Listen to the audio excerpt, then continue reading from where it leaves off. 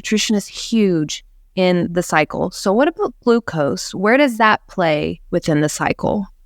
Yeah, I think, it's super interesting. I love that you guys are doing this and that you've created this company where, again, it's really tailored to women and optimizing their health, right? Like there's so many women that are talking about menopause now. There's so many women that are just talking about hormones in general. Whereas like maybe you talked about PMS like a little bit, like with your girlfriends, and you're like, I'm so PMSing, Yeah. But now there's like actual research, thank goodness, or there should be more, right? I'm sure both of us can agree that like there should be more research.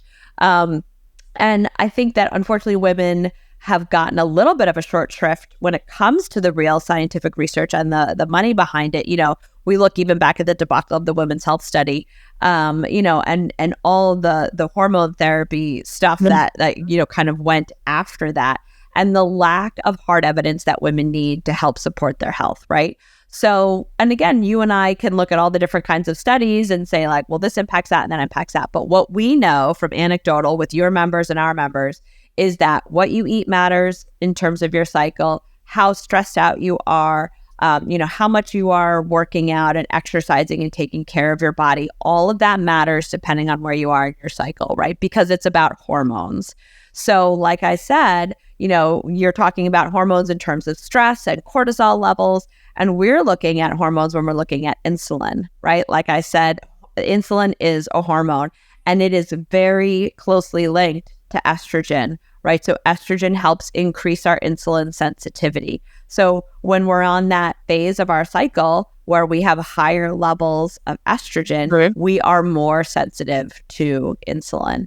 And so the system kind of works a little bit better, that like first part of your cycle. The second part of your cycle, I think everyone kind of knows, estrogen levels drop, the whole thing. Your audience knows the whole thing.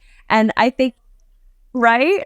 And that's when you can find higher glucose levels. A lot of women are like surprised. Like, so when you wear a CGM, the life of the sensor is depending on the sensor, it can be anywhere from 10 to 14 days. Okay. So over the course of the month or a menstrual cycle, you can really see baseline, like where is your glucose? And a lot of women will say, I eat really kind of the same stuff every day throughout the month. Like, why all of a sudden is my glucose so different? And I'm like, well, where are you in your cycle? And they're like, well, I'm about to get my period. I'm like, well, there you go. Like, and it's really interesting, especially if women don't necessarily even have a regular cycle. They can start to see, again, like I know you guys have probably looked at like basal body temperature, things like that you can kind of track these other markers that your body is showing you that you just don't even quite know to look for. Yeah, exactly. Yeah. No, that's cool. That's really cool. So take me through, let's go through like a kind of a meal plan, if you don't mind. Like, so I'm on my period. Let's start with PMS, because nobody cares about period anymore. Everyone is super into PMS and how to make it easier. I know I'm always after that. But I'm entering my luteal phase, and what's the type of diet that, you would recommend that I have during that luteal phase leading up to PMS, leading up to the menstrual cycle? Just to give a little example. Yeah. I always think like, everyone's different, right? Maybe it's just like one day that they really feel it. Maybe it's like a couple of different days, or, like a couple of days kind of leading up to it. Some women are like, oh my God, it's like a full 2 weeks. So it really kind of depends on the duration and the severity. But, again, we're not about like anti-carb or anything like that during any type of your cycle. Yeah. But it's just more leaning into those carbohydrates, like not, listening to your body. Perhaps you are craving carbohydrates, and that's completely fine, right? But you want to make sure that you're doing it in the most optimal way for you. So what you could be, again, kind of in any part of your cycle, but really in that phase where you're craving it, we don't want to necessarily be like anti-carb, 25 grams a day, that's it.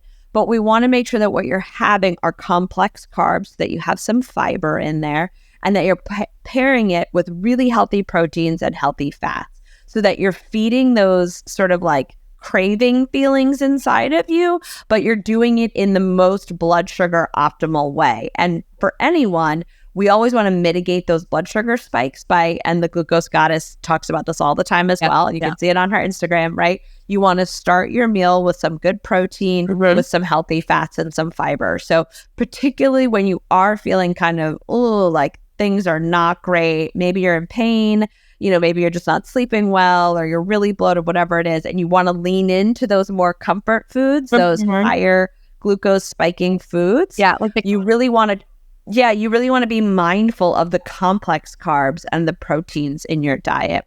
Also, what's super interesting for women is that energy levels. And what you can see in your glucose data is like if you were to have that sugary soda or the candy or whatever it is that you might be craving, or like the full sleeve of Pringles or, a full sleeve of Oreos, whatever it is, you will see. I mean, listen, we've all been there. We've all done that. We've all done it. No one's denying that you've never done that. I'm not talking about myself. I'm talking about someone else that did that. It's not me. Yeah. But what you'll see, which is so interesting, is that, your glucose will spike up from it, and then you will crash down, and you frankly will have what we call a reactive hypoglycemia. And your body basically senses that all this glucose is coming in, and it overcompensates. Like, we're also type A, right? The body's like, I got it. And it pumps out too much insulin, and it pulls you back down even below where you started. And that's when we have those feelings of like fatigue, brain fog, like sometimes even people feel like nauseous or like uncomfortable, and then they eat again, and they're like, okay, well, now I'm gonna have another snack, and I feel so gross and yucky. So we really want to even those spikes out in your day, particularly around those times when you are having those cravings, so that you have more sustained energy levels.